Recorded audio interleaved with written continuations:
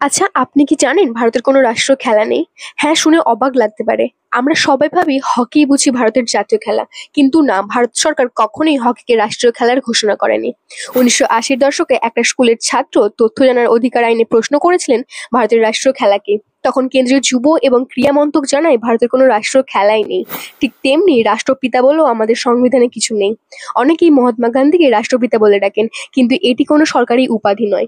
১৯৪৭ সালে নেতাজি সুভাষচন্দ্র বসু গান্ধীজিকে একটি চিঠিতে এই শব্দটি ব্যবহার করেছিলেন, ফাদার অব দ্য নেশন। কিন্তু ভারতের সংবিধানে বা কোনো আইন নথিতে এই উপাধি স্বীকৃতি নেই। ভারতের কোনো রাষ্ট্রীয় ভাষাও নেই। সংবিধানের ৩৪৩ অনুচ্ছেদে বলা হয়েছে, হিন্দি ও ইংরেজি দুই ভাষায় কেন্দ্রের সরকারি কাজকর্মে ব্যবহৃত হবে। আসলে ভারত একটা বহু ভাষার দেশ। ২২টা ভাষার সাংবিধানিক স্বীকৃতি পেয়েছে, যাদের মধ্যে বাংলা, তামিল, উর্দু, ওড়িয়া সবই আছে। অনেক তথ্যই বহু বছর ধরে আমাদের ভুলভাবে শেখানো হয়েছে। তাই মনে রেখো, সত্য জানো, প্রশ্ন করো আর ভুল ধ্যান ধারণা ভাঙো, কারণ জ্ঞানই শক্তি।